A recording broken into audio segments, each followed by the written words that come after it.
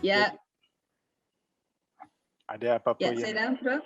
Ya, Bapak Ibu seperti biasa, barangkali ada di antara Bapak Ibu yang ingin bertanya sesuatu tentang ajaran Begawan atau khususnya surat kelima Bagawan yang kita bahas minggu lalu. Bila ada hal yang ingin ditanyakan, silakan sebelum kita menuju surat yang ke-6.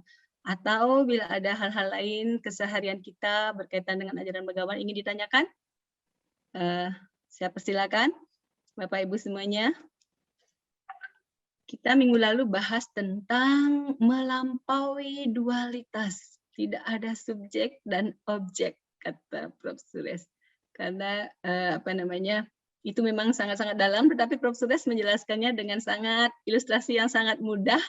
Jadi pahamnya kita bisa paham pelan-pelan ya, kasih sayang yang mendasari semuanya sehingga kita bisa nanti melewati dualitas itu. Jadi beliau contohkan bagaimana seseorang yang mempersiapkan diri untuk menikah di awalnya seperti apa, karena didasari oleh kasih sayang maka berani mengambil langkah untuk menikah. Itu adalah wujud ibaratnya ilustrasi dari sebuah dualitas yang sudah terlampaui. Atau saat seorang ayah memutuskan untuk berjalan-jalan, bila dualitas terlampaui, tidak memaksakan kehendak untuk pergi ke gunung, tapi ke pantai. Tapi contoh yang diberikan Prof. Suresh itu sangat sederhana, tapi memudahkan kita memahami konsep melampaui dualitas ini. Nah, Bapak Ibu, silakan bertanya, atau bila ada hal persoalan lain juga boleh ya, silakan. Siapkah gerangan yang hadir minggu lalu? Ya. Ya, saya Ram. Ya, saya Ram. Saya Ram Bleka, silakan. Ya. Saya Ram, Prof. Pertanyaan saya seperti ini. Jadi kalau misalnya kan kita, terutama di Hindu kan sangat ini ya dengan Mahabharata ya. Bahwa kalau di Mahabharata kan selalu ada dua pihak, Pandawa dan Kaurawa. Ya. Jadi Pandawa yang memegang kebenaran, Kaurawa yang kita anggap salah gitu kan ya, dan kemudian yang benar ini secara heroik kemudian berusaha memusnahkan yang salah gitu.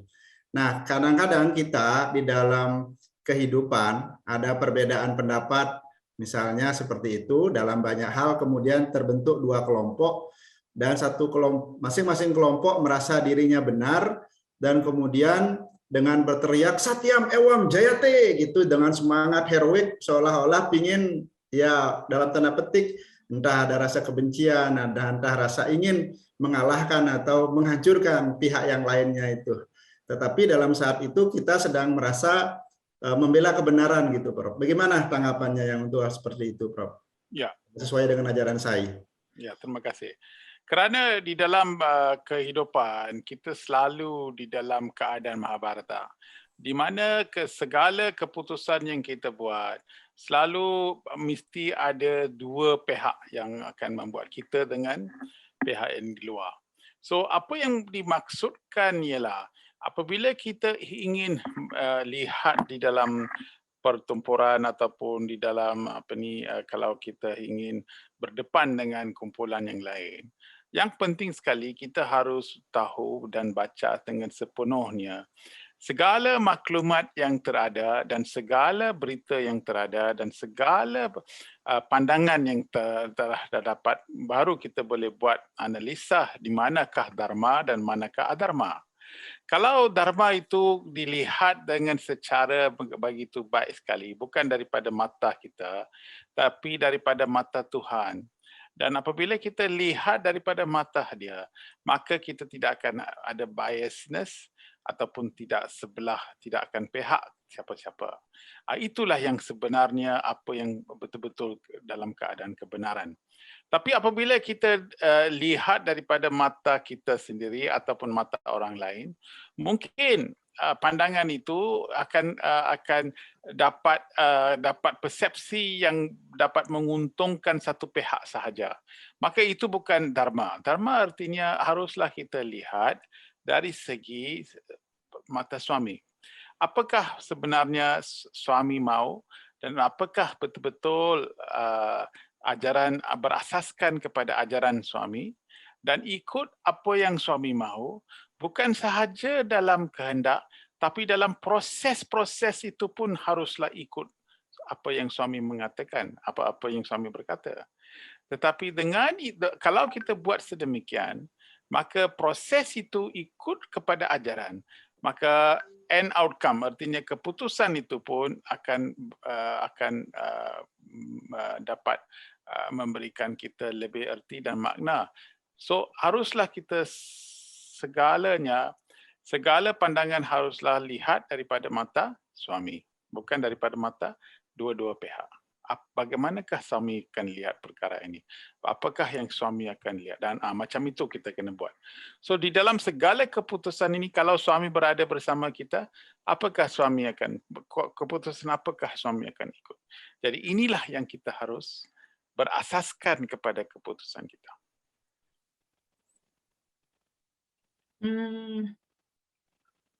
Sairam. Jadi Maaf Prof, tapi berarti kan kita tetap tidak ada kebencian di situ. Perbedaan is okay gitu, tapi tidak ada kebencian dan kemarahan di situ ya Prof. Betul. Kalau ada seorang yang bersebelah mau pihakkan ataupun merasaskan kepada pandangan yang lain, itu dia punya itu suka hati dia, sebab kita tidak boleh paksa orang lain mempunyai pandangan yang lain. Yang penting sekali, bila orang mempunyai pandangan yang lain, janganlah benci kita ataupun kita harus jangan benci kepada mereka dan sebagainya. Jadi kita harus hormat undang-undang keperimanusiaan. Itu kita mesti undang-undang itu kita mesti ikut, tetapi orang mau ikut itu dia punya suka, itu bukan kita punya suka. Jadi inilah artinya kalau dalam pertempuran dan sebagainya, inilah yang kita harus berasaskan kepada. Apakah sebab kita ada perselisihan fahaman ini dan apakah asas dia dan mengapakah dia wujud dan sebagainya. Semua maklumat-maklumat itu haruslah betul-betul faham sebelum kita masuk ke gelanggang. Terima kasih Prof. Sairam. Jadi maksudnya Prof, perbedaan itu boleh-boleh saja gitu ya Prof?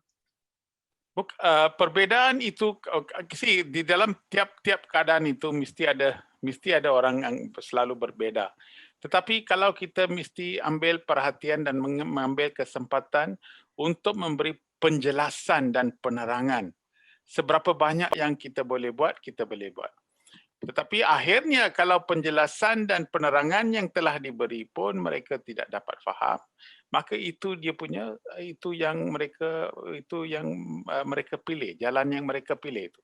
Apa yang kita boleh buat masa itu? Jadi kita doa dan kita harap bahawa kita tidak benci, tapi itu jalan yang mereka nak ikut. Oke, Sairam Prof. Suresh, terima kasih banyak.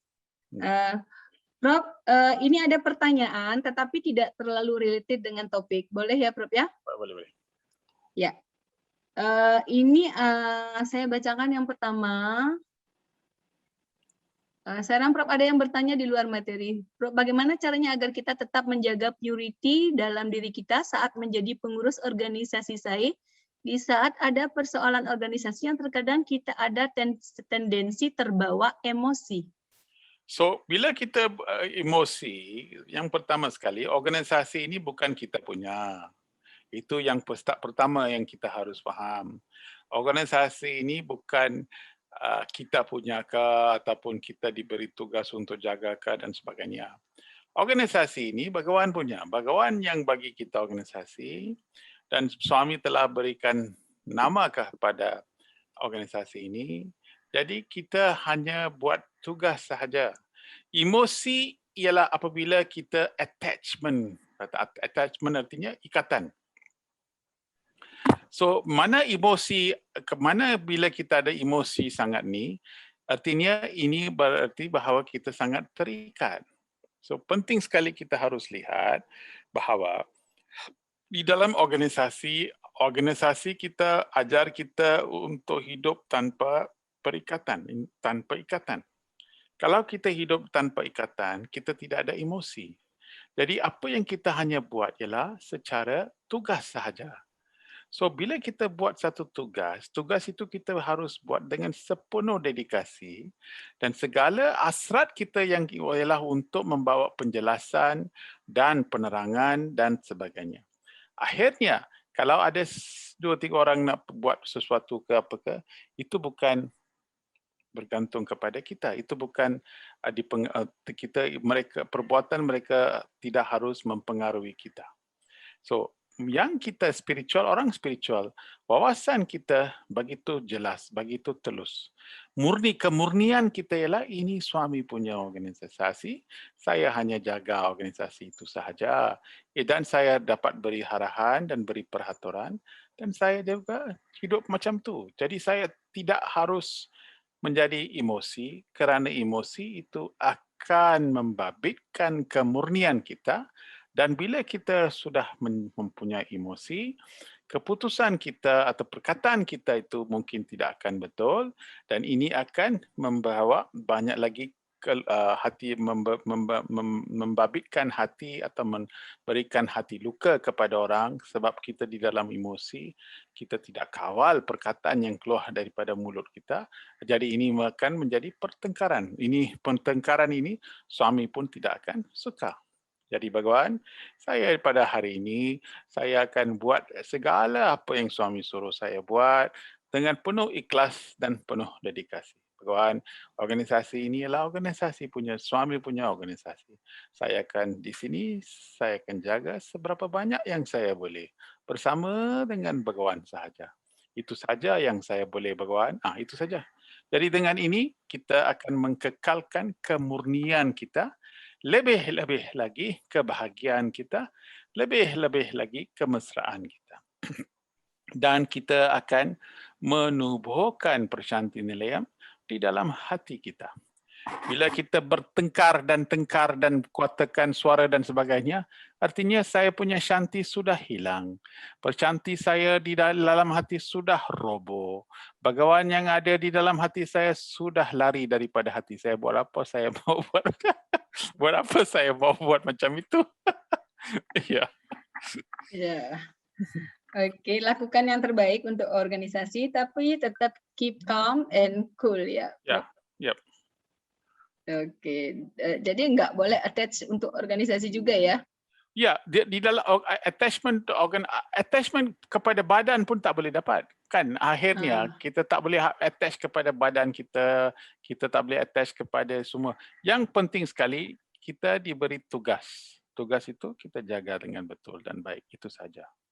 Kita jangan fikir mau mempertahankan dan sebagainya. Kita cakap, kita jelas, kita bagi segala berita, kita bagi segala maklumat. Kalau orang tidak mau dengar, apa kita boleh buat? Ya. Jadi nggak usah bertengkar, dunia baik-baik saja ya. Ya, semua. Yang nak pergi, semua nak pergi, pergilah, tidak ada masalah. Tapi apa yang saya selalu sebut ialah, bila kita masuk organisasi kita Sati Sai Baba dulu, kita masuk senyap-senyap sahaja. Sendiri datang, tak cakap pada keluarga pun, tak ada cakap kepada kawan pejabat pun. Kita datang, cakap, nyanyi, bajan, kita keluar. Jadi kita masuk satu orang sahaja, lepas itu kita bawa keluarga kita.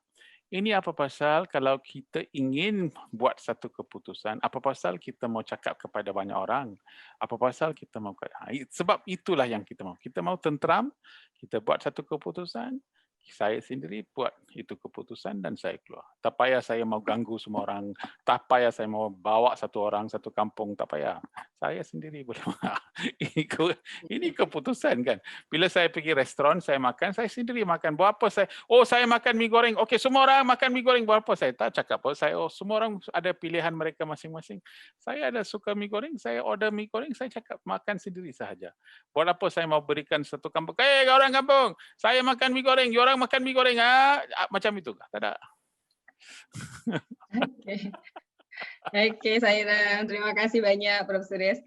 Prof, ini masih ada satu pertanyaan lagi, juga di luar topik. Tadi saya persilakan para peserta untuk bertanya, dan ini masuk private chat ke saya. Lain soalan ini, Prof. Ya. Mohon berkenan menjawab pertanyaan ini. Apakah setelah badan ini binasa, haruskah ada ritual khusus dan haruskah setelah mereka tiada di depan foto mereka kita taruh sesajen? Apakah ada pesan dari Begawan tentang perjalanan terakhir manusia? Okey, ini adalah satu soalan yang begitu baik sekali kerana banyak orang tanya pada saya juga. Dan daripada buku-buku dan daripada tanya semua orang tu, yang penting sekali bila seorang meninggal, ada upacara untuk yang kita harus buat, iaitu upacara pengkemumian dan sebagainya. So di dalam tiap-tiap satu adat, ada berapa hari yang kita mesti letak foto dan kita sembahyang dan sebagainya. 9 hari, kadang-kadang ada 16 hari ataupun 30 hari dan sebagainya. Tapi hari yang itu penting juga kerana kita diberi masa untuk merenung, untuk menangis. Kalau mau menangis, menangislah. Ataupun untuk mau fikir balik sumbangan mereka dan sebagainya, kita boleh buat dalam masa yang ditentukan itu. Akhirnya, pada 16 hari kemudian ataupun 30 hari kemudian, bergantung kepada adat, hari yang akhir sekali, kita haruslah dapat kekuatan diri kita supaya kita boleh dapatkan melepaskan roh itu. Bahawa kita berucap terima kasih kerana bersama dengan kita, berdedikasi, kita bertolong untuk hidup bersama dengan kita. So sekarang kita mesti dapat semangat supaya kita dapat melepaskan ikatan mereka di dalam fikiran pun. So kita mesti let go. So bila kita let go, masa itu, roh itu, kalau sudah dia boleh dapat lepas diri dan mereka akan pergi ke alam-alam lain. Inilah yang kita harus fikir dulu. Baba tidak cakap di dalam semua, tetapi ada dalam satu sahaja, dua lain dia cakap. Ada juga banyak alam, suami di dalam satu diskurs bagi tahu. Ada juga banyak alam di dunia ini, tetapi alam itu juga masih ada di dalam diri kita. Jadi suami sudah bagi tahu bahawa ada alam di dunia di luar kita, tetapi Bhagawan bagi tahu juga alam yang sama juga wujud di dalam diri kita. Artinya bahawa selepas kita meninggal, bergantung kepada iluminasi roh itu akan pergi ke satu tempat di mana dia akan berada di sana selama karma kita, dan lepas karma itu roh itu akan balik lahir kepada kepada keluarga, bergantung kepada wasana kita, daripada bergantung kepada fikiran kita dan sebagainya.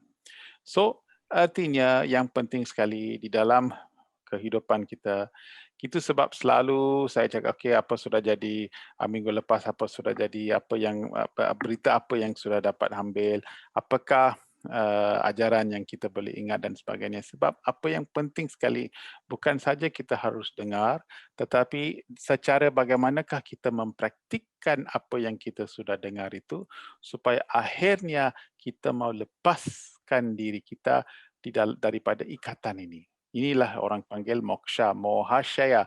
Moksha means mohashaya, artinya shaya is destruction, binasaan. Moha artinya attachment, segala delusion semua akan hilang. Jadi untuk dapatkan liberation ini ataupun untuk dapatkan pencerian ini, kita harus hari-hari kita harus fikirkan ini pasal kematian dan sebagainya, kerana di sini kita akan hanya hidup sebentar sahaja.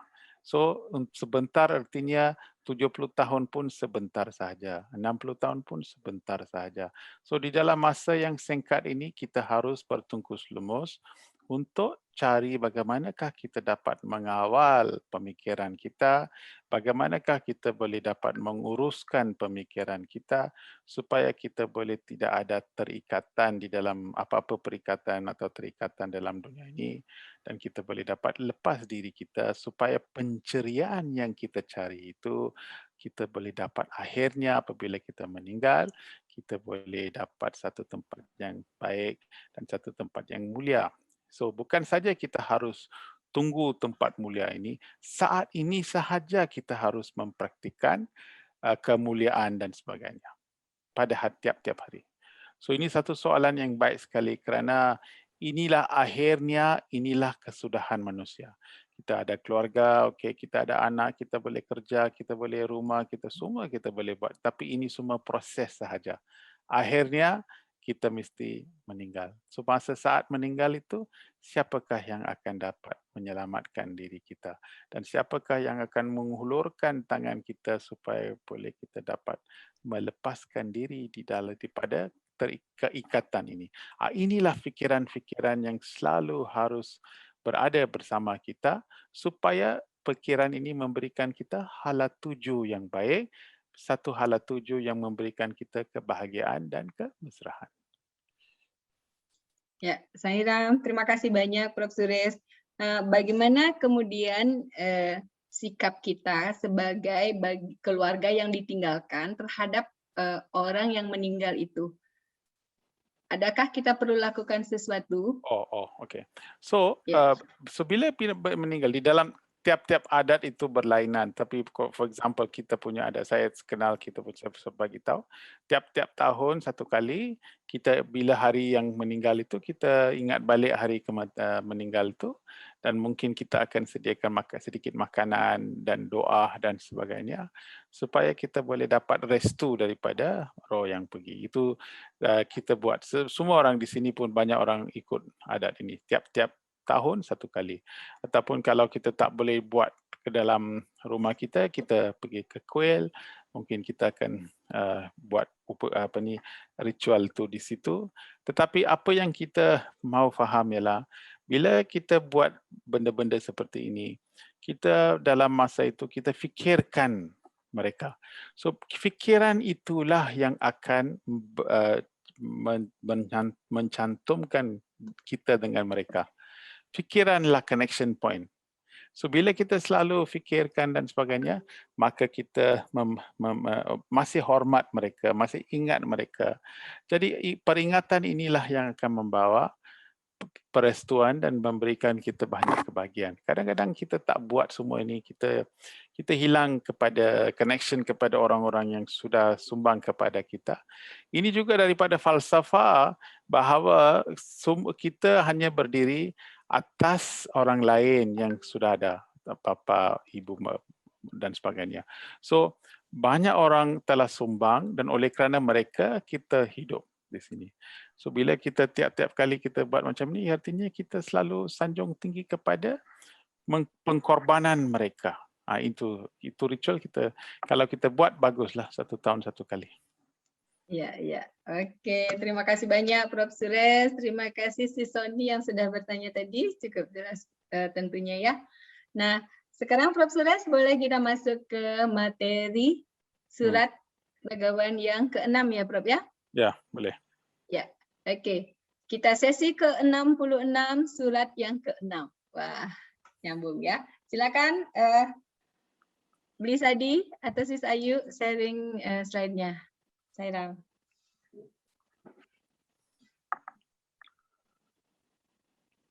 Ya.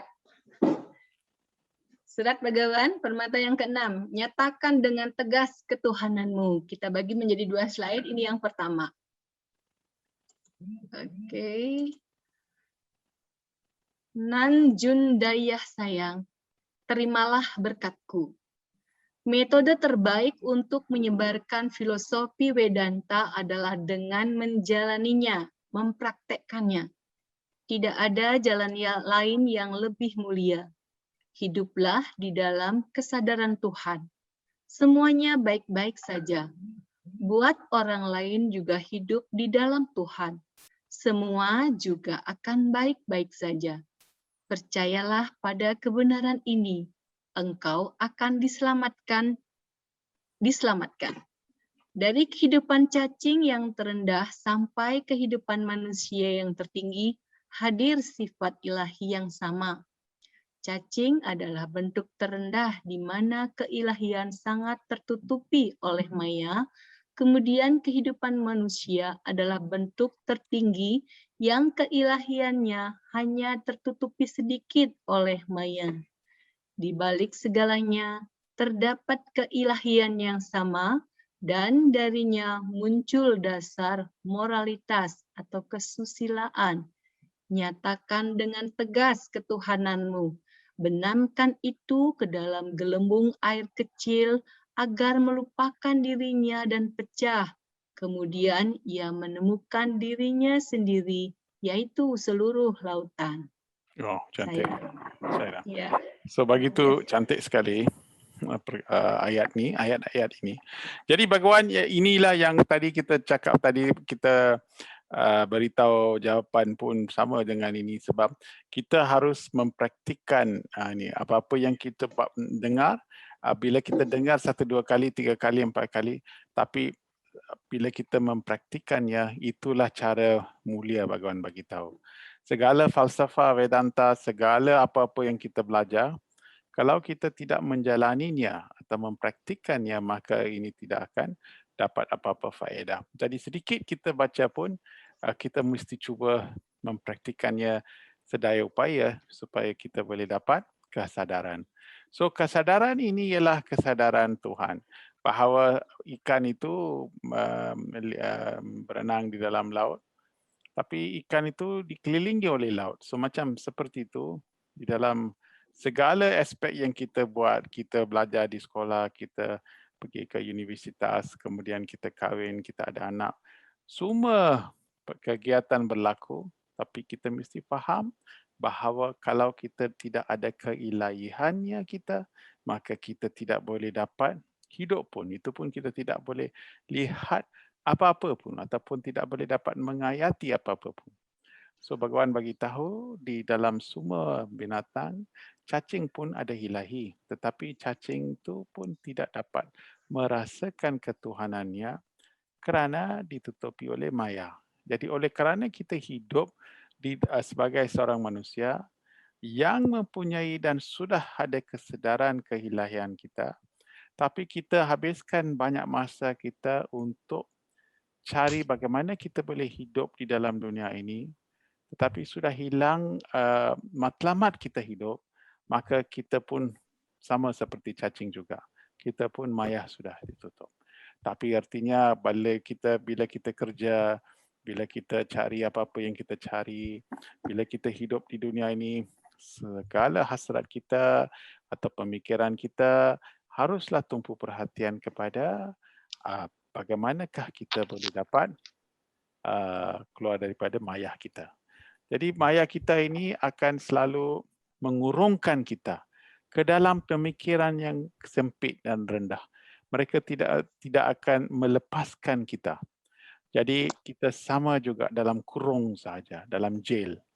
Bila kita di dalam penjara, maka kita tidak boleh keluar. Itu sebab Bhagawan Krishna bila dia lahir di dalam penjara, menunjukkan bahawa semua orang yang lahir di dalam penjara. Tetapi Krishna bila dia lahir, penjara itu buka dan bapa dia bawa dia keluar dan dia lari ke tempat yang lain, tempat di mana Yashoda ada. Artinya di manusia bila kita lahir, kita dikurung, kita di dalam penjara. Dan di dalam penjara kita selalu dalam terikatan. Bila kita diikatkan, ikati oleh siapa? Oleh maya. Maya tidak akan membenarkan kita fikir pasal Tuhan. Mereka akan selalu memberi kita segala kesusahan, selalu memberi kita banyak masalah-masalah sehingga kan kita tidak dapat memberi kesempatan untuk faham dan tahu keilahian kita. Jadi untuk mendapatkan kerestuan Tuhan ialah untuk supaya Tuhan berilah saya restu supaya saya dapat memikirkan pasal Tuhan. Itu pun satu sadhana yang lebih besar.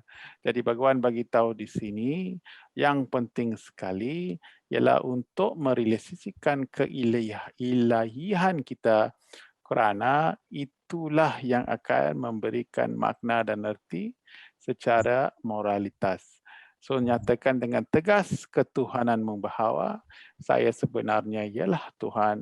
Saya lahir untuk menghayati ketuhanan saya dan saya akan hidup sebagai seorang manusia yang telah merealisasikan ketuhanan saya. Bhagawan bagi tahu bahawa dengan tegas assert this truth. Inilah yang kebenaran yang betul dan dengan inilah dengan kesedaran ini sahajalah yang kita harus hidup di dalam ini. Jadi apabila kita sudah dapat kesedaran seperti ini, maka tempat untuk beremosi, ikat sangat, gaduh, pertempuran dan sebagainya tidak harus wujud.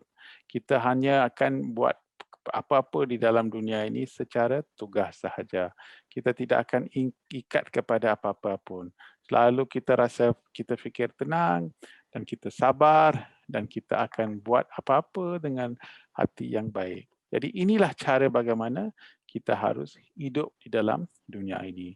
Kalau kita sudah dapat manusia hidup sebagai manusia, tapi kita tidak mau gunakan kesempatan ini untuk merealisasikan diri kita, maka kita boleh dibandingkan sama dengan cacing sahaja, kerana cacing pun dapat ada juga ilahi itu, tapi cacing memang tidak akan kenal itu kerana di dalam dia diliputi oleh maya. Jadi inilah apa yang Bhagawan bagi tahu kita dengan surat yang begitu bererti dan makna. Ya, ya Sairam Prof. Suryas, terima kasih banyak. Ini seperti cambuk ya Prof. Kita harus berani menyatakan ketuhanan kita. Tetapi bukan hanya menyatakan, tetapi yang terpenting adalah dalam mempraktekkannya. Jadi maksudnya mempraktekkan sifat-sifat ketuhanan itu ya, Bro? Ya, mempraktikkan pada hari ada orang, kalau orang marah kepada kita, bolehkah kita sabar? Ada kalau kita pergi ke kerja, bolehkah kita beri 100%? Kalau tak dapat gaji kita kurang, bolehkah kita sama memberikan sumbangan, tidak kisah kepada kalau kita dapat gaji yang kurang ke apa-apa. Kalau kita buat kerja organisasi dan dapat kritisisme, orang kritikal kepada kita, masih boleh kita masih buat juga. Macam tu. Jadi kita tidak pentingkan apa-apa yang datang daripada luar, tapi Tuhan hanya akan lihat diri kita sahaja untuk memberikan untuk melaksanakan tugas kita. Inilah sifat-sifat ketuhanan yang kita mesti ada. Iya, Bro. Saya jadi ingat sesi-sesi awal, Bro, yang kita punya mantra, 5 mantra itu.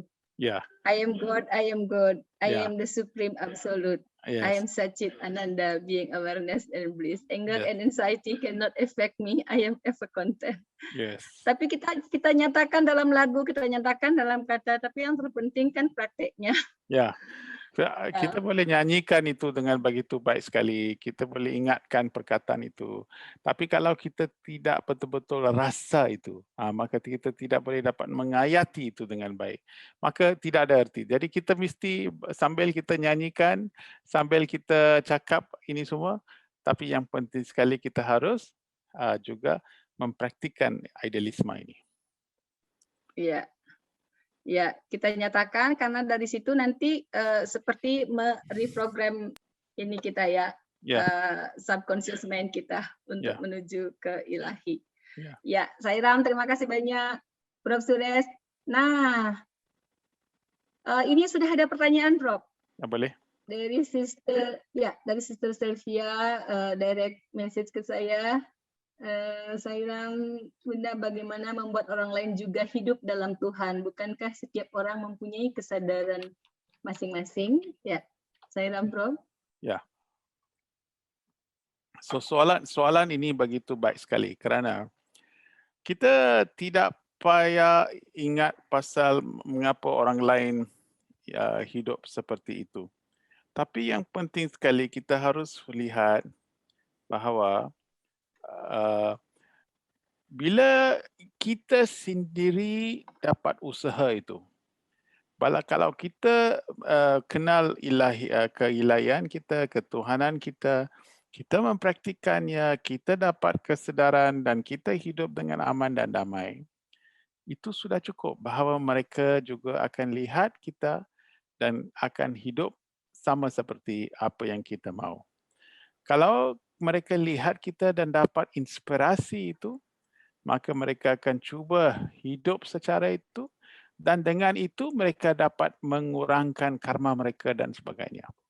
Jadi sebagai pengikut Sati Sai Baba, tugas kita ialah untuk mempraktikannya dengan sepenuhnya Sehingga kan pengaruh itu dapat dilihat di dalam keluarga kita masing-masing ataupun dengan kawan-kawan kita masing-masing supaya mereka dapat menggunakan kita sebagai role model dan mereka akan ikut cara kehidupan kita. Dan dengan ini, dengan tidak direct, dengan tidak sengaja, kehidupan mereka juga akan tukar. Tapi kita tidak dapat paksa mereka ataupun kita tidak boleh dapat suruh mereka kerana tiap-tiap orang itu tidak akan tukar perangai mereka kerana mereka dipengaruhi oleh karma masing-masing. Jadi inilah satu cara. Itu sebab Bhagawan datang bersama dengan kita, hidup bersama dengan kita, cakap bersama kita dan menunjukkan bahawa sebagai role model supaya kita percaya kepada Bhagawan, supaya kita juga dapat mendapat lebih harapan supaya kita boleh dapat tukar perangai kita. So, sama seperti itu, kita harus fikirkan bahawa kitalah Tuhan dan segala kehendak kita ataupun segala pelaksanaan kita, aktiviti kita dan sebagainya diambil sebagai contoh supaya kita dapat memberi pengaruh kepada orang yang lihat kepada kita, kepada kita. Ini satu cara yang baik. Ya, Sairam, terima kasih Prof. Terima kasih Sister Sylvia, pasti sudah puas dengan jawaban Prof. Suresh ya. Yang terpenting diri kita. Kita nggak bisa memaksa orang lain. Prof. Suresh, seandainya orang di sekitar kita juga tetap tidak menyadari ketuhanan baik dalam diri maupun dalam diri orang lain, ya kita tetap tenang-tenang saja ya Prof. Nggak usah risau ya. Tak payah risau. Iya. Oke, Sairam Bapak Ibu, barangkali ada yang bertanya lagi atau ada sharing. Tadi pertanyaan dari Sister Sylvia bagus sekali. Terima kasih Sister sekali lagi. Bapak Ibu yang lain dipersilakan juga mau sharing, nambahin atau bertanya, boleh? Silakan. Sairam Bapak. Om Sairam. Sairam. Sairam, Ya, Prof. silakan Pak. Sairam. Ya. Maaf ini. Ya, Pak Putu silakan. Saya pernah baca itu, Bhagawan bilang, engkau jangan terjebak dalam mayaku.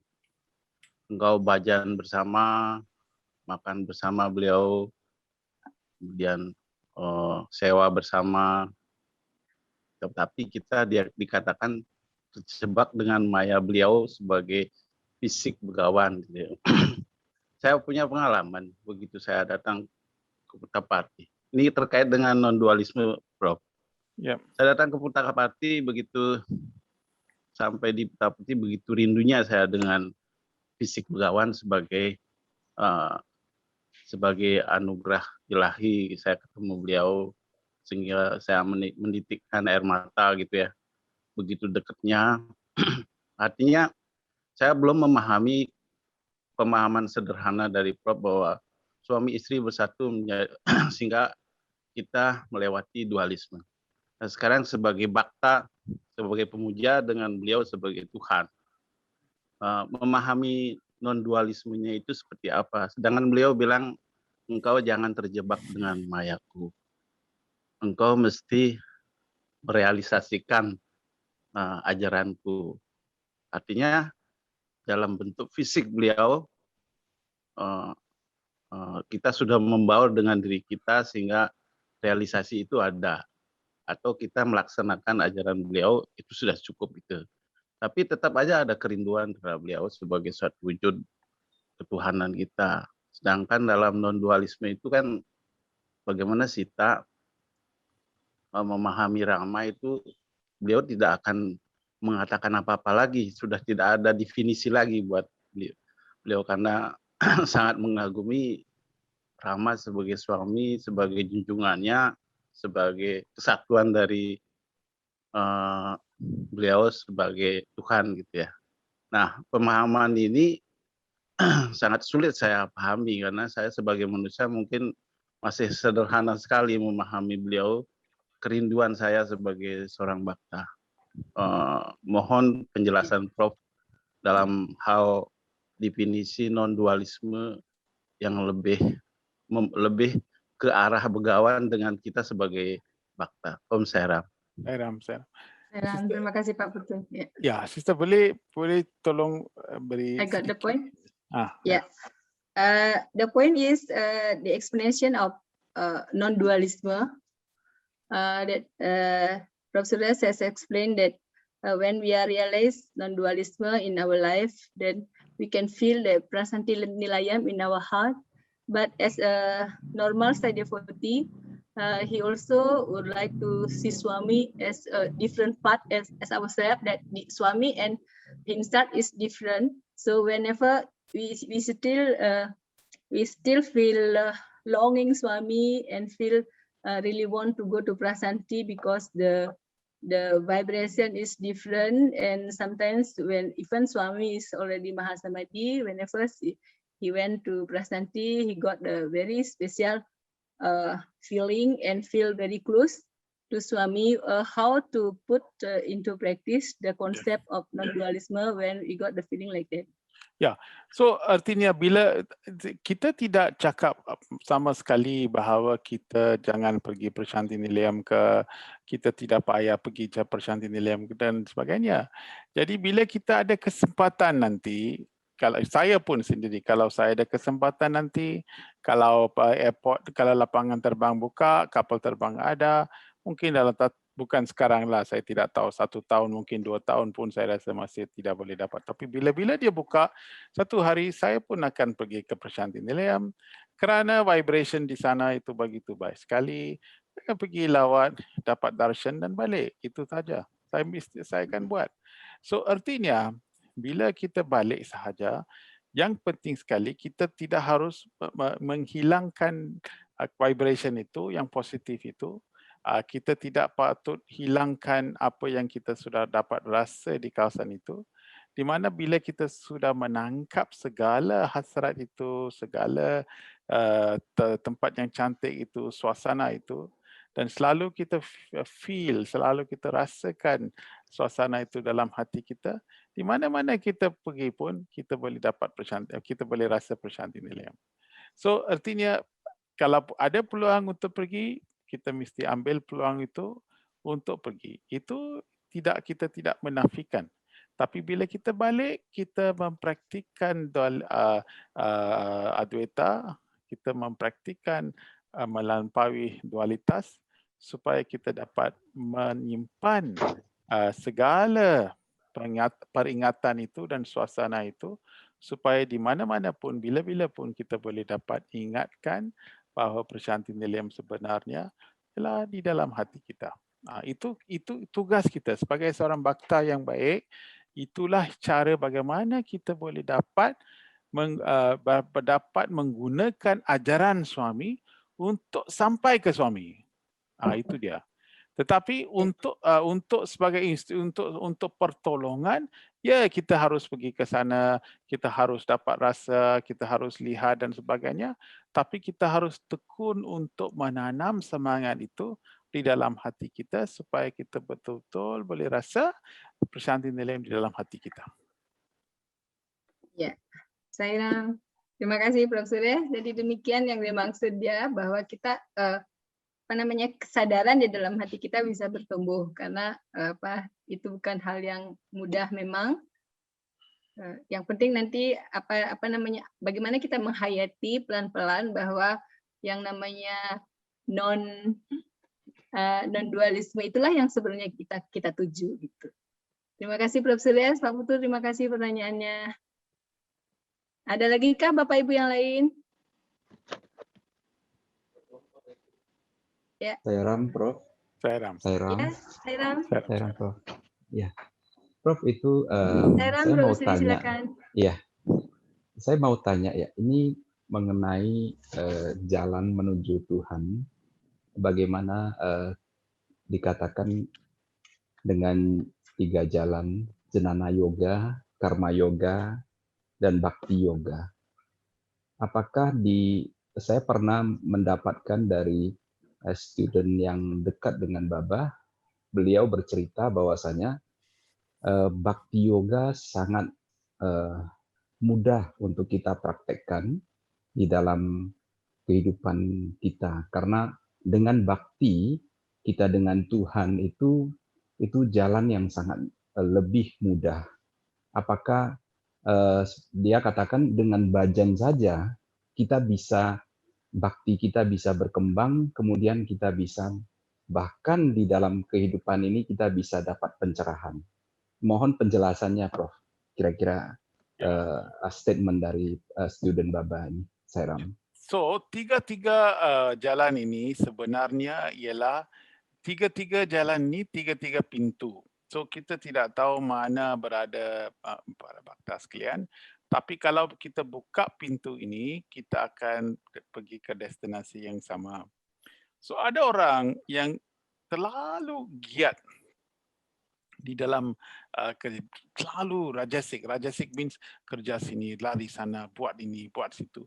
So untuk mereka tidak boleh duduk, mereka tidak boleh tepuk tangan, bhajan dan sebagainya. So orang seperti itu kita menggalakkan sewa. Kerana dengan sewa karma yoga, kita boleh dapat mengurangkan rajasik dia kepada satwik guna.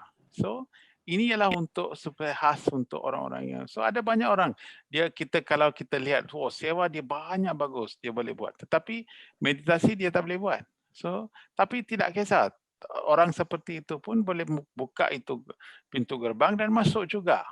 Kita tidak payah membezakan tu. Tapi ada juga orang yang boleh dapat melihat, fikir pasal Tuhan, boleh menangis, boleh nyanyi. Dalam emosi mereka begitu tinggi sekali, maka untuk mereka bhajan itu merupakan satu pintu yang kalau kita boleh buka, juga kita boleh masuk ke dalam taman Tuhan. So, itu ialah untuk orang seperti itu. Ada juga orang yang selalu baca buku, selalu fikirkan, selalu analytical dan sebagainya. Untuk mereka kita bagi jnana yoga, iaitu buka itu pintu, masuk, tapi dengan analisa dan sebagainya. Mereka tidak ada kesempatan untuk duduk, nyanyi dan sebagainya. Mereka tidak suka seperti itu. Mereka mau banyak analisa. Ada orang macam itu. Ada juga orang yang tiga-tiga pun tidak suka, tapi mereka lebih minat kepada meditasi. Tidak payah konsep, tidak payah mereka selalu di dalam fikiran, dalam dhyana yoga. Itu ialah pintu yang keempat. Jadi empat pintu you boleh buka bergantung kepada aspirasi kita ataupun kita punya personality dan sebagainya. Kita boleh buka pintu kita bergantung kepada cara kita fikir dan cara kita personality kita. Tapi setelah kita buka itu pintu dan masuk ke dalam taman Tuhan itu, bila orang bhajan pun ada juga orang okey kita pergi buat sewa. Ada orang sewa pun mereka juga akan datang ke center untuk buat bhajan juga. Jadi apa-apa juga dalam 9 code of conduct mereka sudah tetapkan bahawa ini adalah cara kita buat integral yoga supaya dapat menyempurnakan pemikiran kita supaya kita boleh capai hasrat kita. Ini dia punya proses itu sama seperti itu. Tapi dalam kali yoga, dalam masa sekarang ini, apa yang student itu cakap betul, bhakti yoga merupakan yang lebih senang dan lebih easy for us to get our realization. So kalau kita bhajan, kita nyanyikan bhajan, tapi dengan nyanyikan bhajan itu kalau kita selalu nyanyikan lagu Krishna, juga kita mesti faham Krishna datang bila, apakah ajaran Krishna dan sebagainya, maka kita sudah pergi ke jnana yoga. Dan bila kita pergi sana dan kemudian kita begitu hayat dengan Krishna, maka kita boleh bawa dia ke dalam meditasi, sudah dhyana yoga. Kemudian kita pada Krishna Janmashtami, kita buat sewa, kita bagi makanan, itu sudah sewa. Jadi artinya di dalam taman itu, masuk sudah taman itu kita boleh buat apa-apa. Itu yang berlaku. Tapi cara kita masuk mungkin 4 pintu yang kita gunakan untuk buka. Tapi setelah masuk ke dalam taman Tuhan, ada juga kita boleh buat segala apa yang kita mau buat supaya kita boleh jalan bersama-sama kepada halat tuju yang sama, iaitu suami. Ya, Sairan, Prof. Sairam. Salam. Terima Sairan, kasih. Sairan. Sairan. Ya, terima kasih sekali lagi Bro Usli. Terima kasih Prof. Suresh. Ya, Bapak Ibu yang lain, kalau ada yang bertanya lagi, silakan. Jadi, Prof. Suresh, kalau kita laksanakan 9 pedoman perilaku, semua jalan ini otomatis sudah kita tempuh ya, Prof. Ya. Nah, sudah boleh. Ya, itu sudah didesain oleh pegawai. Ya, Semua ditampung. Ya. betul. Ya. Nah, Sairan, saya Prof. Ya, Ya, mau Sairan. tanya lagi, Prof. Ya, mumpung nyinggung 9 pedoman perilaku, kan suami secara khusus menyampaikan di dalam poin ke-7 adalah agar kita berbicara lemah lembut dan penuh kasih kepada siapapun. Kenapa suami begitu menekankan tentang berbicara lemah lembut ini, Prof? Sebab bila kita sudah cakap dengan kasar ataupun cakap dengan kuat dan sebagainya, ini bererti bahawa fikiran kita itu, perkataan apa yang keluar daripada mulut kita bergantung kepada fikiran. Jadi bila kita cakap kasar, cakap marah dan sebagainya, artinya fikiran itu sudah terganggu. So, ini adalah satu cara bagaimana untuk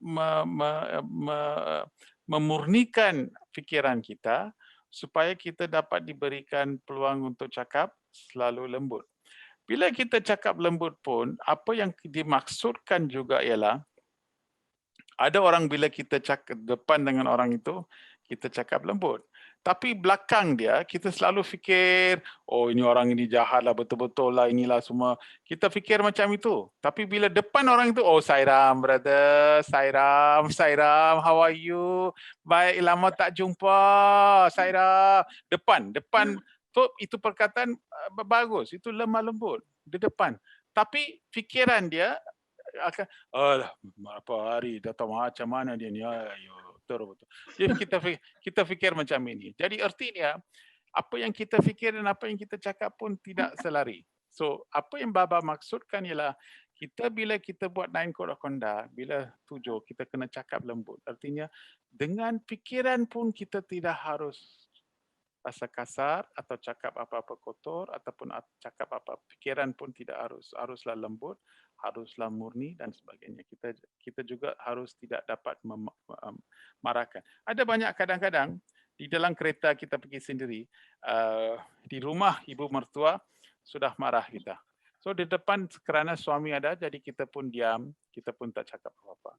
Tapi bila kita keluar pasar ke apakah, bila kita nak beli, wah itu cakap, terus berapa kali sudah ingat apa. Kalau kamu suka hidup, you pergilah rumah lain, apa pasal hidup di sini? Marah saya hari-hari, satu hari nanti, okey, ini berlaku di dalam pindah. Tapi depan ibu apa khabar? So jadi inilah yang kita harus fikirkan dengan begitu baik sekali kerana penting sekali untuk jaga pikiran kita. Sedikit lagi, Prof.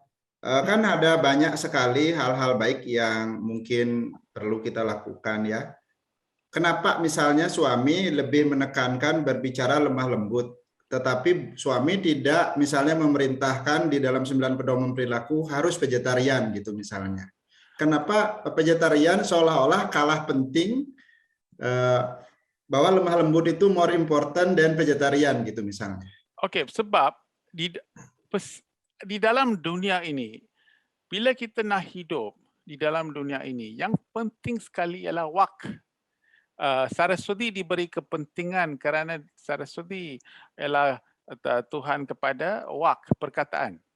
Apa pasal kita beri kepentingan kepada perkataan lembut ialah oleh kerana perkataan itulah wujud persepsi. Persepsi itulah yang akan memberikan pengaruh kita kepada kehidupan. So, saya boleh cakap sesuatu yang mungkin tidak benar, saya akan cakap sesuatu sesuatu yang akan memberikan maklumat yang salah, saya akan memberikan satu perkataan yang keterangan itu tidak betul, persepsi itu sama sekali akan tukar dan ini akan mengakibatkan banyak masalah di dalam kehidupan kita. Sebenarnya perkataan itulah yang mewujudkan mewujudkan dunia kita. Itu ialah asas dunia kita. I give you a good example. Perkataan. Bapa tanya anak itu tidak menakal. Bapa tanya dalam hospital, anak, saya tidak tahu saya boleh hidup atau boleh hidup, tapi mestilah kamu belajar dengan kuat dan menjadilah seorang yang begitu berguna kepada masyarakat. Tiba-tiba dia meninggal. So itulah perkataan. Jadi dengan perkataan itu sudah masuk ke dalam kepala dia, itu perkataanlah yang memberikan dia wawasan, azam, inspirasi dan sebagainya. 60 tahun, 50 tahun dia hidup kemudian tu berasaskan kepada perkataan itu. Dia menjadi seorang yang begitu penting dan begitu besar sekali di masyarakat. Tapi asal usul itu ialah daripada perkataan yang dia katakan. Perkataan itulah yang memberikan kita kehidupan. Jadi, bila kita sudah cakap dengan lemah lembut, jangan kasar, softly, slowly, memberikan kita begitu disiplin kepada perkataan itu.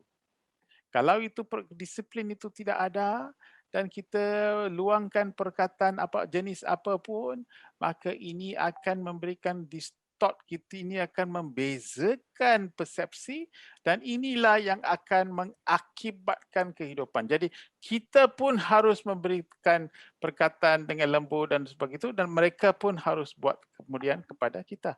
Jadi mereka tidak akan buat sedemikian dengan kita kalau kita selalu berkasar dan sebagainya.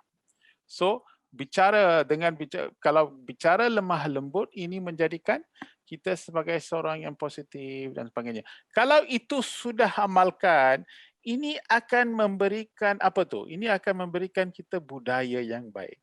Budaya yang baik itu akan menarik kita kepada semua aspek positif yang akan di dalam kehidupan, vegetarianism lah, itu semua kita akan sanggup sebab kita sudah beri perhatian kepada satu aspek kehidupan di mana kita harus lemah lembut dalam percakapan kita. Oke, terima kasih Prof. Suresh. Jadi next step-nya itu baru, makanya Begawan belakangan menegaskan bahwa be vegetarian-nya itu ya Prof ya? Ya. So dalam bila suami tekan ini dalam hari jadi 70 tahun. Hari jadi 70 baru bawa cakap, if you are my devotee, give up meat eating, smoking and drinking. Dia cakap pada di mana di Hillview Stadium tu. So artinya masa itu bila you sekarang sudah jadi devotee saya, you boleh buat seperti itu. Tapi perkataan itu kita dibuat kerana inilah cara bagaimana kita dengan keluarga kita, dengan kawan kita, dengan semua tu. Kalau kita hormat kepada orang lain dan kalau kita sayang kepada orang lain, jadi yang penting sekali kita kena jaga perkataan kita. Itu mungkin ya Prof, kenapa suami di 9 pedoman perilaku ada 2 poin, nomor 7 dan nomor 8, khusus perintah terkait dengan perkataan ya Prof? Ya, perkataan. Sebab dengan perkataan kita akan wujudkan keadaan, dengan wujudkan situasi, wujudkan persepsi, wujudkan dunia kita. Wak ialah dunia kita. Segala apa yang kita dengar itu adalah daripada wak, daripada perkataan. Jadi itulah mengapa yang kita harus beri keutamaan kepada perkataan. Jangan cakap buruk pasal orang lain dan juga jangan cakap lembut. Kerana dengan percakapan itulah yang kita wujudkan dunia kita. So the word become the word. Yeah, you're right. You're right. Word become the world. Yeah, word become the world. Iya, tinggal tambahin L ya. Ya. Oke, L-nya jadi love. Ya. Oke, terima kasih banyak mereka, Prof. Suresh, terima kasih. Bapak Ibu, bila ada yang mau sharing atau bertanya lagi, silakan. Bila tidak, kita masih ada Om waktu Sairam, untuk Om ya, Sairam, Ibu Sairam. moderator. Ya, silakan Dede Yoga. Om Sairam, Prof. Suresh. Sairam. Eh, Sairam. izin bertanya, Prof. Boleh. Dalam kehidupan yang sekarang ini, kira-kira perjalanan kita menuju pemahaman non-dualitas itu parameternya apa, Prof, ya? Yang bisa kita amati di dalam diri kita. Oh, ternyata saya sudah mulai step to step ke arah sana. Atau, oh, ternyata saya sudah menyimpang dari jalan menuju non-dualitas. Seperti itu, Prof. Terima kasih, Prof. Oke, saya minta maaf saya kurang jelas dengan soalan itu. Okay. Okay. What is the indicator that we are already step into the non-dualitas concept in our life? Oh, okay. Simple. Bila kita bangun pagi, bila kita lihat matahari, bolehkah kita segar, kita hilang diri kita dalam sinaran matahari? Oh, matahari. Hari-hari you datang untuk berikan cahaya. Dari manakah cahaya itu datang? Cahaya itu datang you tidak ada sebab mengapa you bercahaya. You terus beri sinaran matahari ini. Om bur buas swaha tat savidur verenyam bargo devasya dimai. You suruh Gayatri mantra memberikan kita untuk meditasi kepada sinaran itu. Apa pasal? Kerana sinaran itu ialah memberikan saya satu pendapat bahawa sinaran itu, saya pun ada sinaran itu dengan atma saya. So sama seperti matahari, saya juga haruslah hari-hari tanpa bergantung kepada siapa-siapa, tanpa bergantung kepada nak mendapat motivasi daripada luar, saya haruslah hidup berikan sayang saya, kesayangan saya kepada tiap-tiap orang tanpa dapatkan apa-apa. Matahari, you sebenarnya mengajar saya bahawa tak payah saya dapat dorongan, tak payah dapat kritisisme, dapat apa-apa pun, tak kisah. You selalu mengingatkan saya bahawa saya pun juga harus menjadi seperti matahari. Jadi pagi-pagi kalau matahari bagi saya itu idea, itu sudah dualitas. Artinya inilah artinya non-dualitas. Bukan pandang itu matahari, Om bur buas swaha tat savidur verenyam bargo devasya dhimahi dhiyo yona prachodayat. Apa arti tak tahu, mengapa kita buat tak tahu, apa pasal kita buat tak tahu. Jadi apa yang kita buat tak tahu, orang lain ajar saya. Itu dualitas. Non-dualitas ialah bila kita tanpa dualitas ialah bila kita sudah bersama dengan apa yang kita buat. Itu dualitas. Kita jalan, tiba-tiba kita tengok itu pokok, oh kita lihat itu pokok, kita dapat faham oh pokok hari-hari buat buah-buahan, you bagi dapat karbon dioksida, you keluarkan oksigen. Tidak buat apa-apa pun, tetapi begitu cantik sekali. Saya lihat itu bunga, saya pun rasa begitu harum, begitu cantik. Biarlah kehidupan saya pun macam itu, bagi fragrant, bagi happiness, bagi kesukaan kepada semua orang, kebahagiaan kepada semua orang. Jadi apa-apa yang saya lihat di dalam dunia ini memberikan message non-dualitas. Jadi bila saya sudah bergabung dengan apa yang saya lihat itu, arti itu non-dualitas. Itu artinya. Bayi kalau kita lihat bayi, kalau kita lihat bersama dengan isteri ataupun dengan anak ataupun keluarga, oh Tuhan, terima kasihlah kerana bersama dengan kita. Saya tidak nampak ada 4 anak saya, akan hanya nampak saya, diri saya di dalam 4 anak saya. Saya boleh nampak diri saya di dalam keluarga. Jadi saya nampak saya sahaja di dalam semua. Jadi inilah aspek oneness yang saya lihat tu. Okey. So kesedaran seperti itu non-dualitas. Ya. Sairam, terima kasih. Prof. Terima Suresh, kasih, indah Prof. sekali. Om Sairam. Terima kasih Dede Yoga. Ya, besok kita bisa pelan-pelan melihat dan apa rasa yang ada di hati ketika kita melihat semua itu. Barangkali kita sudah stepnya maju. Mudah-mudahan ya. Ya, Sairam, terima kasih Dede. Sekali lagi Bapak Ibu yang lain silakan. Oke, bila tidak boleh kita boleh kita baca bagian kedua. Boleh, boleh. Ya, Beli Sadi boleh sharing bagian kedua permata 6 ini? Ya.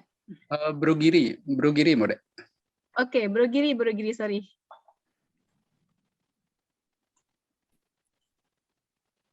Nah, ini bagian keduanya. Permata ke-6, nyatakan dengan tegas ketuhanan. Engkau adalah keseluruhan yang tak terbatas. Sairam, Beli Giri.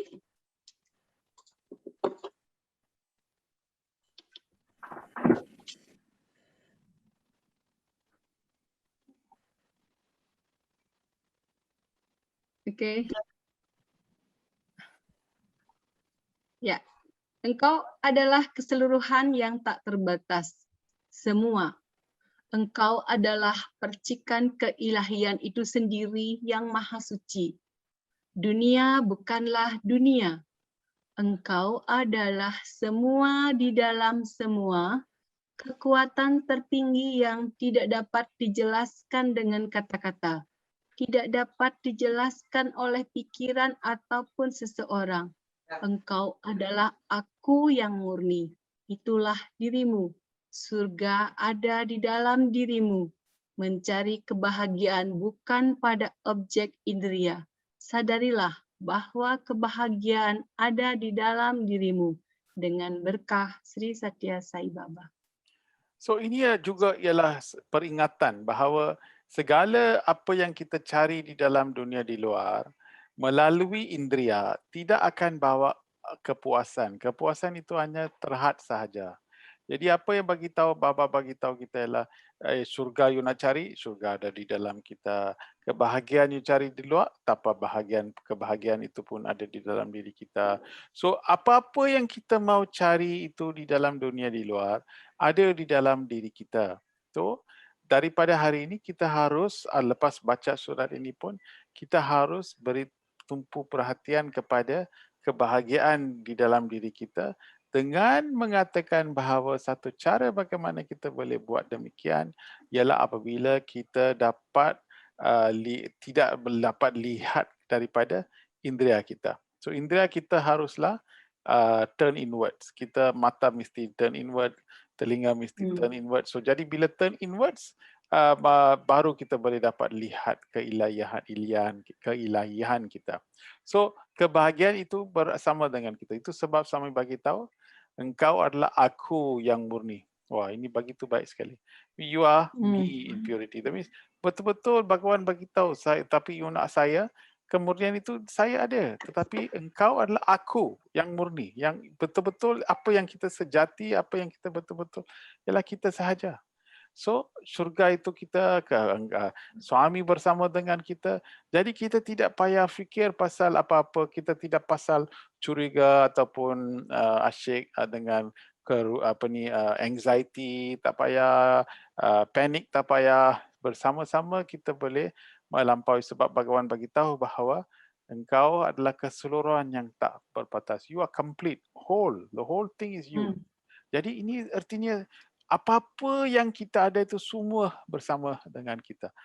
Jadi daripada hari ini, kalau kita ada apa-apa kerisauan, kita mesti tidak patut mempunyai apa-apa kerisauan. Kita tidak mesti bimbang. Kita tidak patut bimbang dan sebagainya. Jadi hiduplah dengan segala positivity, dengan segala harapan, maka kita boleh dapat menikmati ke syurga itu dan kebahagiaan itu di dalam diri kita.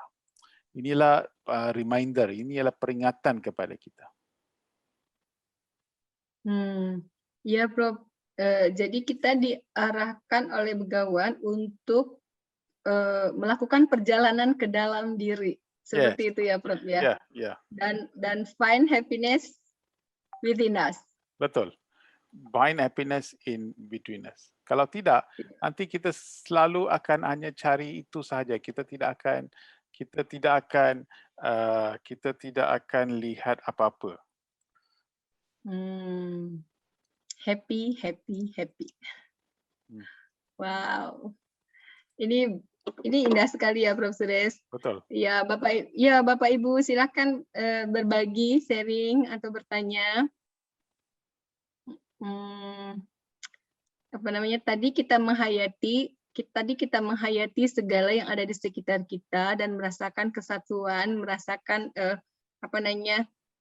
bahwa sebetulnya kita melangkah melewati non-dualisme, menuju non-dualisme, dan kemudian sekarang kita diajak melakukan perjalanan ke dalam diri dan menyadari bahwa kita sendiri ini adalah Tuhan, kita bukanlah badan. Oke, semakin dalam pelajarannya, Prof. Suresh. Ya, ini sebenarnya sebenarnya apa yang kita sepatutnya capai. Iya, ini goal kita ya, Prof. Goal kita. Ya, dan goal ini yang akan membuat kita memiliki pagar batas bahwa ya kita nggak boleh keluar, harus terus menuju goal ini. Betul. Dan ini adalah tujuan dari Sairama. So Sairama ialah untuk mendapatkan inspirasi supaya kita boleh dapat menerokai diri kita. Itulah yang sebenarnya. Menerokai, what is in English menerokai? Explore. In bahasa Malaysia means explore. Explore. Ya. Bahasa Indonesia apa itu? Eksplorasi, mengembangkan. Menjelajah. Menjelajah, ya. Kita cakap menerokai. Menerokai, ya. Oke. Nah, Bapak Ibu yang mau berbagi atau bertanya? Ini ada komentar ke chat pribadi, luar biasa malam ini pencerahannya sangat mendapatkan rahasia yang dalam katanya. Siapa cek? Ini Saira. Oh. Nggak ada, Bu. Saira. Ya. Ini ada komentar dari Dr. Yasa, chat pribadi ke saya. Beliau menyampaikan luar biasa malam ini pencerahan yang sangat indah, penuh rahasia dan dalam. Saira, terima kasih. Ibu screen boleh stop sharing, Ibu? Saya mau share satu. Oke. Bro Giri boleh stop. Ya. Tolong bagi saya host. Oke, Bro Giri. All participant kan share, Prof. Untuk saya tak boleh. Boleh. Okey, sekarang ya, sudah ya. Okey, saya nak tunjuk apa yang saya maksudkan. Okey, boleh nampak ini? Ya. Okey. Ini saya mau tunjuk kerana inilah apa yang dikatakan tanpa indria. Okey. Kalau kita lihat indria di Mahavishnu tidur di dalam di snake bed of snake. Tapi ular itu kalau lihat tiap ular sebenarnya selalu akan kalau dia nak satu ular di dalam dunia pun tidak boleh buat macam ini. Artinya dia akan tukar kepada ini. Dia tak boleh buat. Ular kalau dia nak patuh, dia akan gerak di luar daripada badan dia. Dia tidak akan lihat macam ini. Tapi apa yang dimaksudkan di sini ialah indria mata, indria kita telinga dan sebagainya. 5 indera ini kalau kita sanggup tukar itu untuk pandang diri kita, maka di situ kita akan lihat atma kita. Atma kita dipanggil di sini di Mahavishnu, di badan dia biru. Saya tengok dia badan dia biru. So badan dia biru artinya atma merupakan mempunyai seperti biru, laut biru, awan pun biru. Biru itu ialah satu color yang tidak ada batasan. Laut tidak ada batasan, langit tidak ada batasan. Jadi ini merupakan satu atma kita tidak mempunyai apa-apa batasan dan mempunyai potensi yang begitu tinggi sekali. So atma kita berada di dalam badan kita. Badan kita color dia biru, iaitu kuning. Kuning ialah color of earth. Bumi. Tanah. So tanah itu biru, kuning.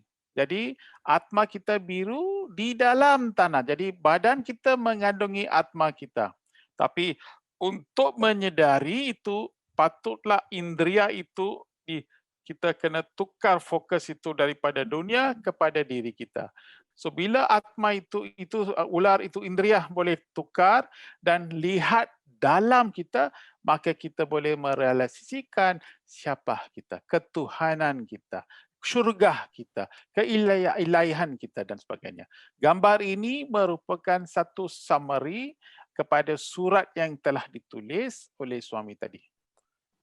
Dengan gambar ini kita boleh dapat faham dan tahu apakah di manakah terletaknya penukaran ini. Penukaran ini bergantung kepada bagaimana kita tukar indria. Indria selalu lihat kepada dunia sahaja. Tapi kalau dalam meditasi ataupun di dalam sesi-sesi seperti ini, mata itu dapat lihat diri kita. Jangan kita lihat di luar sahaja. Telinga kita senyap saja. Di dalam kesenyapan itu, kita boleh dengar sesuatu yang merdu dan sesuatu yang begitu baik sekali.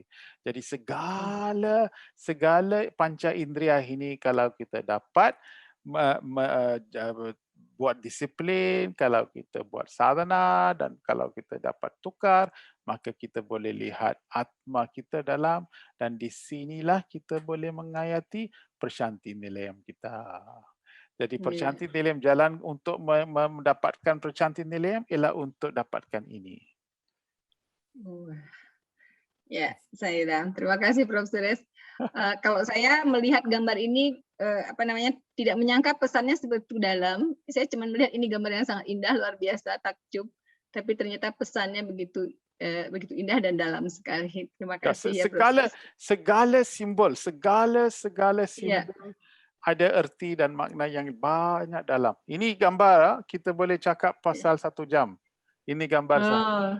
Kita boleh tengok dalam tangan dia apa dia ada ini, apa mengapa dia pegang ini dan sebagainya. So tiap-tiap sesuatu alat yang digunakan ini mempunyai satu simbol yang begitu besar dan begitu baik sekali untuk dapat lihat apakah sebenarnya spiritual. Ya, Saira. Prof. Suresh ada panggilan. Ini ada satu pertanyaan lagi. Apa kita pending next week, Prof? Atau gimana? Boleh?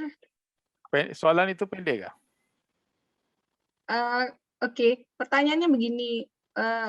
Sairam Sister boleh sharing bagaimana kita konsisten looking inward. Terkadang kita lupa dengan keasikan terlalu dengan kesenangan yang ada di luar kita. So, Swami cakap SAI. SAI ialah see always inside. So see always inside ialah bagaimana kita itu ialah bila kita tutup mata dan kita selalu di dalam, bila kita tutup mata kita tidak lihat di luar dan selalu kita nampak, kita dapat gambaran bagaimana di dalam minda kita. Hanya kita fokus kepada suami sahaja dan bila kita fokus kepada suami sahaja, kita akan dapat banyak tenang dan sebagainya. Jadi kita terlebih dahulu berikan exercise untuk fokus kepada suami di dalam minda. 5 minit, kemudian 10 minit, kemudian 15 minit dan sebagainya. So slowly, perlahan-lahan kita akan dapat faham dan tahu bagaimana kita boleh dapat buatnya. Kemudian kita buat breathing, inhale, exhale, kita bernafas. So fikiran kita bertumpu kepada nafasan kita. So bila kita buat macam itu, fikiran lain tidak akan ganggu kita. Bila fikiran lain tidak ganggu kita, kita akan rasa begitu senyap, begitu quiet dan sebagainya. Jadi dengan ini kita akan masuk ke dalam alam meditasi. Dengan ini kita lepas itu kita tidak akan, banyak kali kita buat ni kita tidak akan juga suka kepada cakap, bising dan sebagainya. Kita tidak suka. Kita selalu suka kepada tempat yang sunyi dan kita mau aspek-aspek ataupun cakap pasal Tuhan. Kita tidak mau lagi cakap pasal dunia dan sebagainya. Tidak. Macam tu. Kita punya perangai pun sudah tukar, kita punya habit pun sudah tukar kerana kita sudah dapat lihat bahawa itu lima indria sudah tukar ke dalam. Ini adalah spiritual life. Jadi itu cara kita agar kita konsisten looking inward, selalu ingat ya. Ya. See always inside.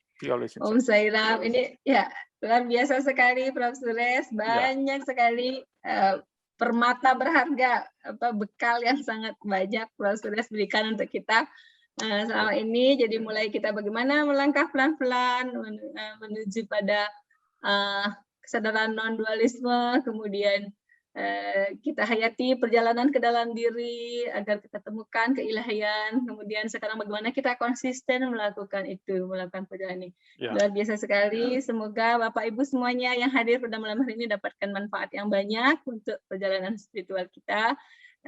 Kita akhiri karena sudah waktu. Bila ada pertanyaan bisa sharing lagi untuk kita bahas minggu depan. Sekali lagi terima kasih banyak Prof. Suresh. Kita jumpa lagi minggu depan. Kita akhiri dengan doa Samasta Loka Sakino Bhavantu.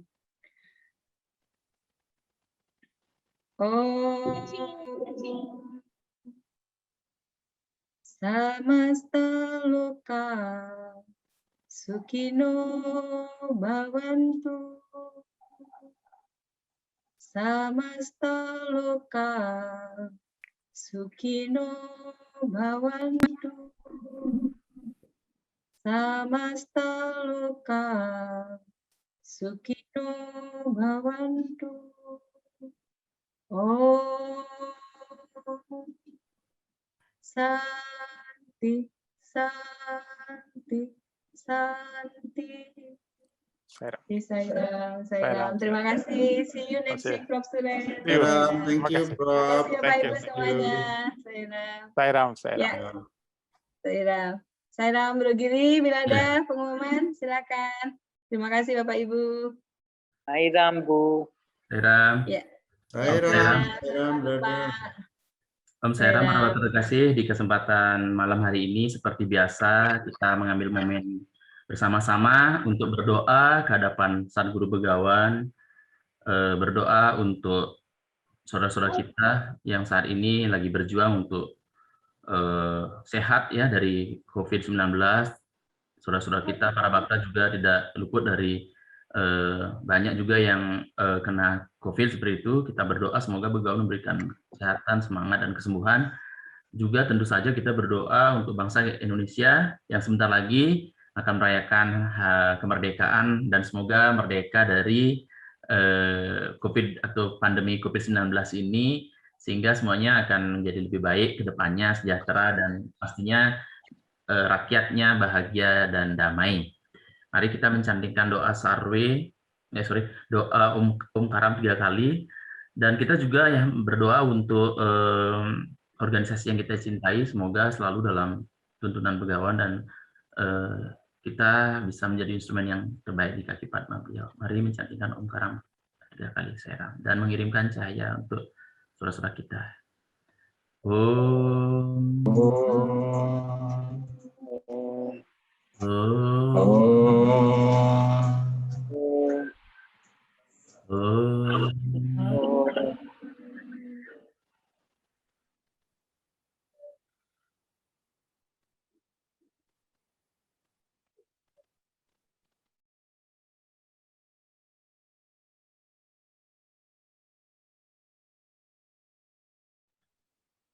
Shanti, Shanti, Shanti.